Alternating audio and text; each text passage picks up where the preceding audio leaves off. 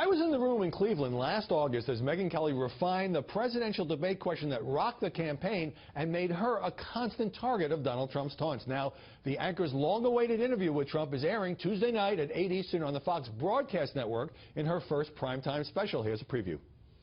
You seem to stay angry for months. Yeah. Was that real or was that strategy? Well, I'm a real person. I don't say, oh, gee, I'm angry tonight, but tomorrow you're my best friend. See, I do have a theory that, you know, when somebody does it, and this could happen again with us. I mean, it could be even doing this particular interview. I have great respect for you that you were able to call me and say, let's get together and let's talk. To me, I would not have done that. I sat down with her for a wide-ranging conversation in the Kelly File studio in New York. Megyn Kelly, welcome. Hi. How hard has it been over the last 9 months as Donald Trump threw these insults that you called you crazy not to fire back? At times it's been difficult. I'm not going to lie. There were certainly times where I would have liked to have come out and said something, but I knew that that was not in my best interest, and I knew that that was not my role. You know, he kept trying to put me on the playing field, and I kept trying to pull myself off. I think the truth is it was much harder for my husband not to say something than it was for me not to say anything. You had to restrain him. As you became part of the sort of ongoing Trump story, and then he blew off the Fox debate in Iowa, and then guests would say, well, as you know, Megyn, but you didn't take the bait. All that must have been uncomfortable. It's definitely been awkward. There's no question about it. And it remains awkward. I mean, I had a moment just the other day on the air when I had the Trump spokesperson, Katrina Pearson, who I like a lot, because Trump and Hillary were going back and forth on language about women. And she took the position, Katrina did, that, you know, he's never really said anything about a woman that he wouldn't say about a man. And, you know, I could see it coming at me like a freight train. I knew what word was blinking over both of our heads. And it's a situation where I can't not raise it because it was said about me. But I don't want to actively raise it because it was said about me. So I've tried to walk that line. When you asked Donald Trump for the meeting in Trump Tower, you both said afterwards it cleared the air. It was like two diplomats trying to preserve a Mideast ceasefire. What was the meeting like? I was nervous before I went over there that morning. You know, I didn't know what to expect. And I certainly woke up and thought, this is an odd day, and I don't know what's going to happen here.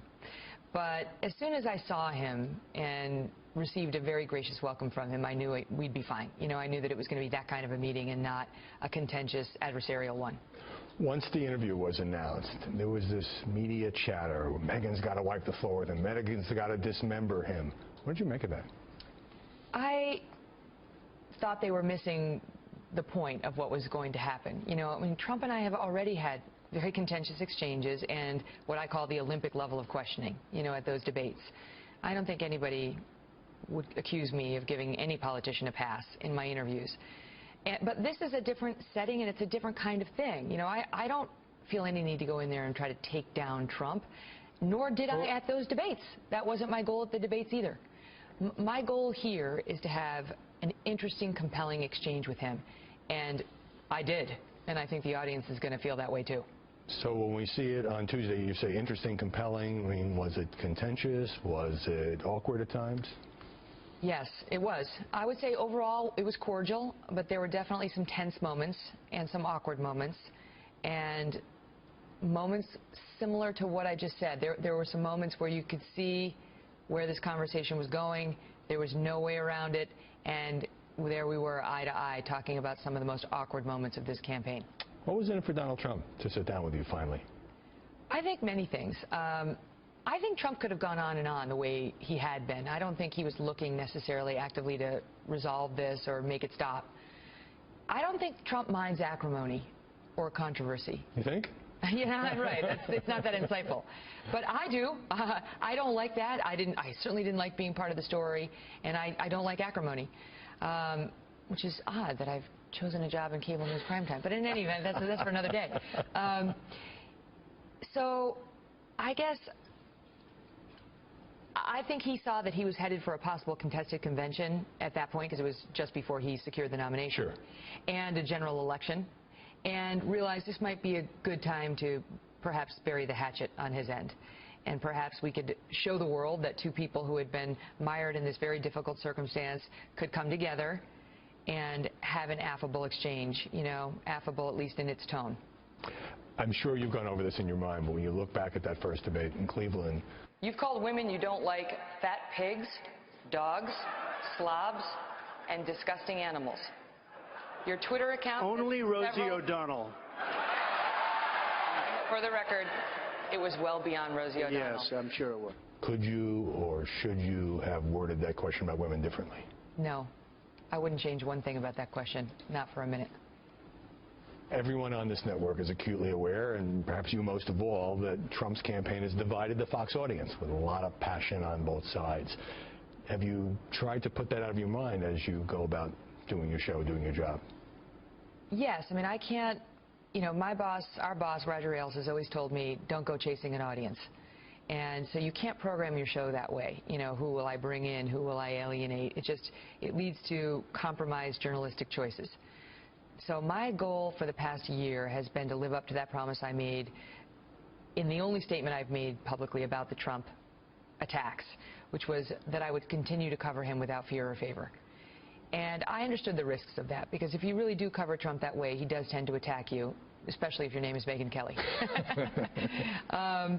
And I understood that some of his voters, some of his fans, and some of our viewers might not like that, and certainly I heard from them. And I understand that. They love him. Mm-hmm. They wanted him to win. They didn't want anybody, least of all a journalist, getting in the way or doing anything or offering coverage that might not reflect well on him or might impede his path. But that's for them to worry about. My job is to worry about something very different, which is, you know, maintaining my integrity, maintaining the big J journalism job that I've been given, and, you know, pressing forward on the truth. And I feel I've been faithful to that. You told People magazine that during this turmoil you experienced a lot of hate. That was the word you used. Some of that must have been pretty ugly.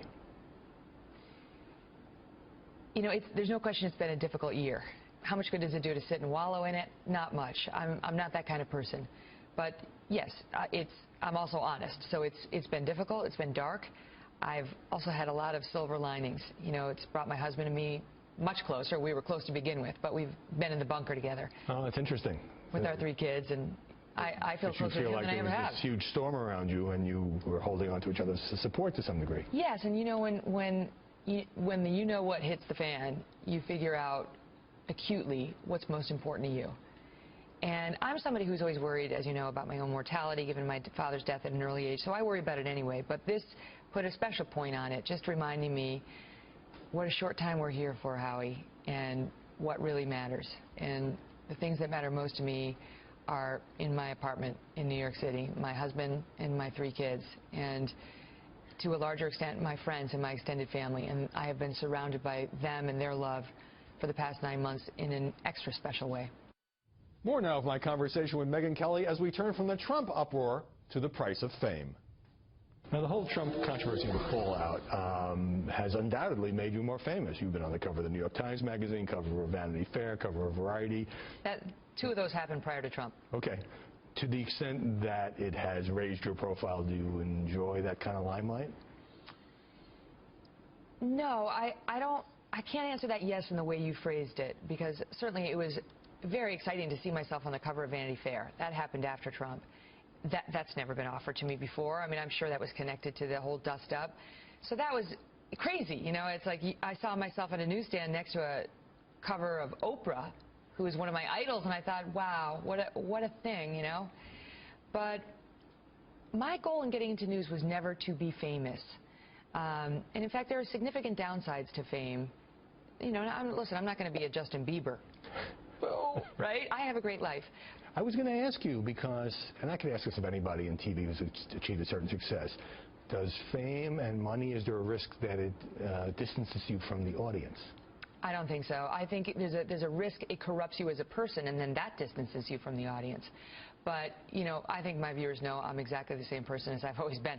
Let me tell you, so I have a book coming out in the fall. In this book, I introduce you to my mother. When you get to know Linda Kelly through this book, you will realize I will never change. One of the reasons I asked, though, is that a lot of our colleagues in the news business, many of whom live in New York or Washington, travel in certain social circles, completely underestimated the Trump phenomenon and the way in which he connected with the anger out there among many ordinary Americans.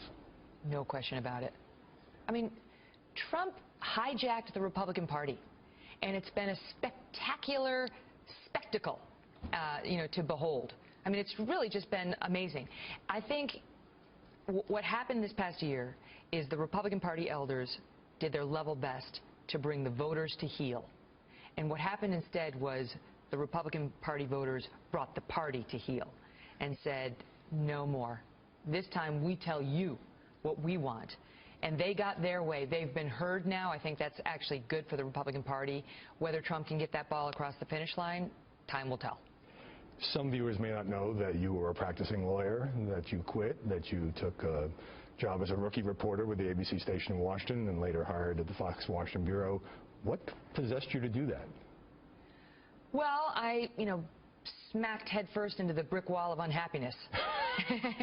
that wall sends you a wake-up call. And I realized, oh, man, this is just not as much fun as I thought it would be. To your question earlier about whether money will change you, that kind of thing, I had plenty of money when I was practicing law, and I said, this sucks. I'm not happy. My closest friend at the time was a nurse. She was making $30 grand a year working in Boston. She was making no money, but she was happy. We'd go, we'd have a couple of, 50-cent beers at her local bar, and we'd have a great time. For me, it was in part a wake-up call that all this money and all these raises and all these bonuses and these accolades and great reviews I was getting weren't worth it. I wasn't happy. So it dawned on me that just because you're good at something doesn't mean it makes you happy, and I resolved to change my life. And in that moment, my old friend Dr. Phil's saying dawned on me, which was, the only difference between you and someone you envy is you settled for less. And my promise to myself was that I would settle for more. So I did. So I worked to get a different kind of job that I would love, and I wound up taking a job that paid $17,000 a year. Pays a lot more now. But that's Glad good. to hear that. But I earned it. I do not begrudge myself that, because I earned it. I didn't come from a family with money. We went to the town park growing up. We took one vacation, which was down to Orlando in the family truckster. So I earned everything I have, and I still feel connected to the life that surrounded me as I grew up. I can relate. You're talking to a kid from Brooklyn. Megyn, great to see you. Thanks for being here. Great to see you, Howie.